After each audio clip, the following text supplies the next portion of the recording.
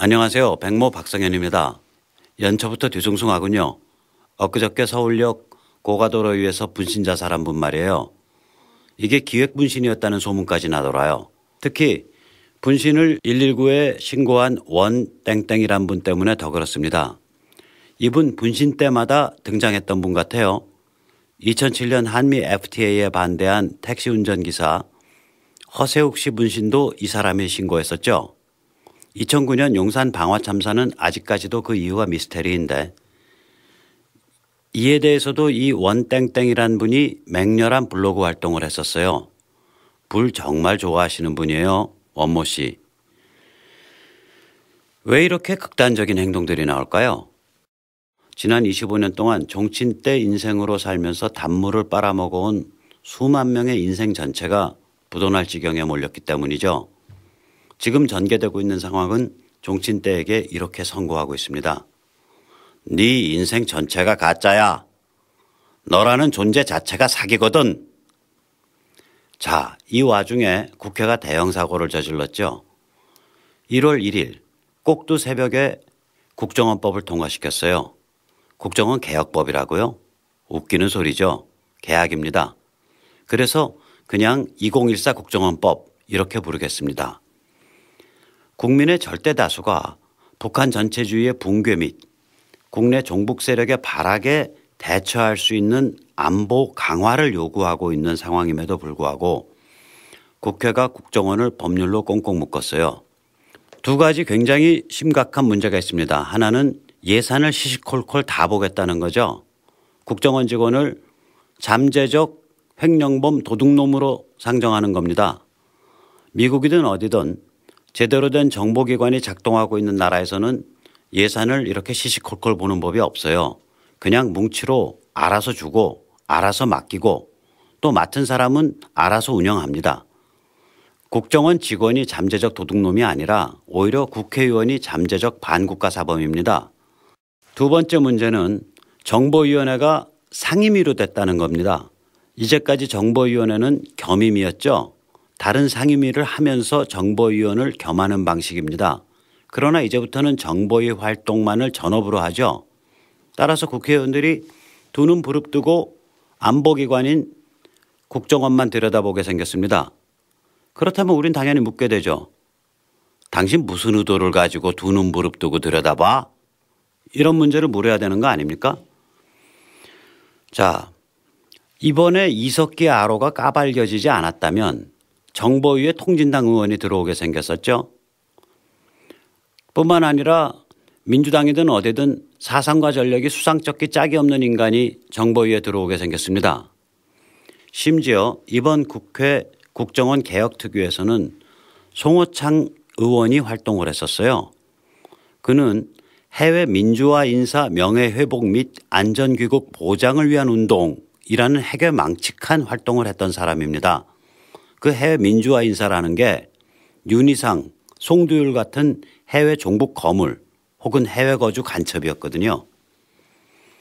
종북 거물이나 간첩을 민주화 인사로 포장해서 그 사람들이 안전하게 대한민국을 드나들게 만들자. 이것이 송호창이 해왔던 운동입니다. 자, 이런 사람이 국정원 개혁 칼날을 휘둘렀었어요. 그래서 더 걱정입니다. 앞으로 국회 정보위는 국회의원 배지를 단 간첩, 내라는 모자, 종북의 제1차 침투 목표가 되겠죠.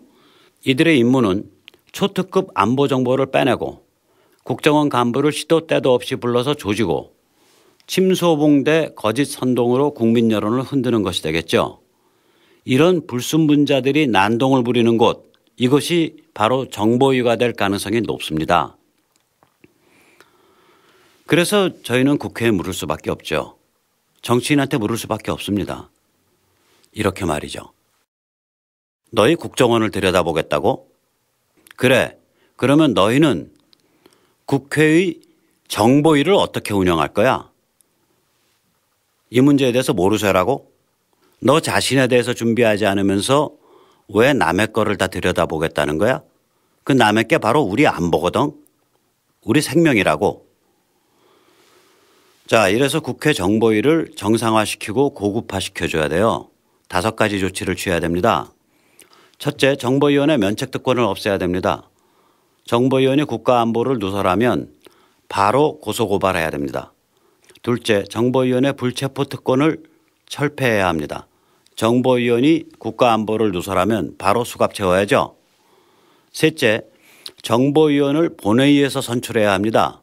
이 과정을 통해 정보위원회 사상과 전력을 검증할 뿐 아니라 정당별로 나눠먹는 것이 아니라 신망 있는 정보위원을 선출해야 합니다. 넷째, 정보위원회 회의실과 자료실을 1급 보안 통제가 이루어지는 전용 시설로 만들어야 합니다. USB 같은 거 못 가지고 드나들게 해야 되고요. 서류를 메모, 복사하지 못하게 해야 합니다. 다섯째, 정보위원회 시설에 비서나 보좌관의 출입을 금지시켜야 합니다. 비서나 보좌관 어떤 사람인지 어떻게 알아요? 누가 책임집니까?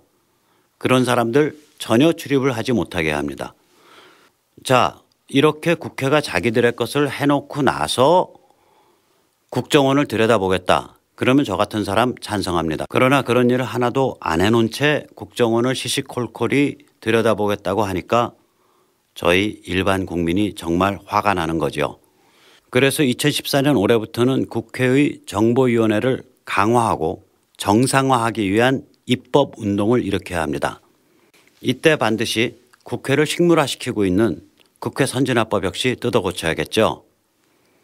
이게 무슨 선진화입니까? 그 법은 이런 구조로 돼 있어요. 첫째는 국회의장이 의안을 직권상정하지 못하도록 돼 있습니다. 둘째는 상임위와 법사위에서 재적 60%, 이거 출석 아닙니다. 재적 60%가 결정해야 본회의에 상정될 수 있게 만들어 놨습니다. 이는 헌법에서 규정하고 있는 국회의 일반적인 의사결정 원칙을 정면으로 짓밟은 위헌 법률입니다.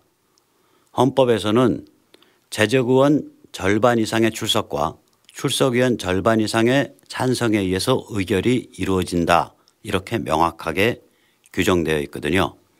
자, 2014년부터 우리 시민들의 일은 정치 생태계를 뜯어 고쳐서 제대로 된 국회의원이 성장할 수 있고 비틀린 국회의원은 죽어 나자빠질 수밖에 없는 그런 정치판을 만드는 것이 되어야 합니다.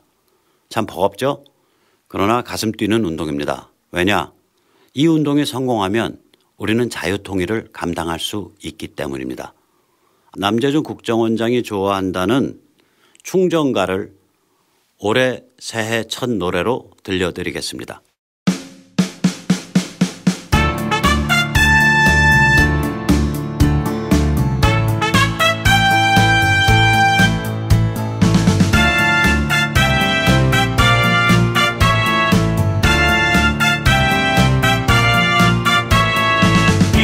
인생의 목숨은 조로와 같고 조국의 앞날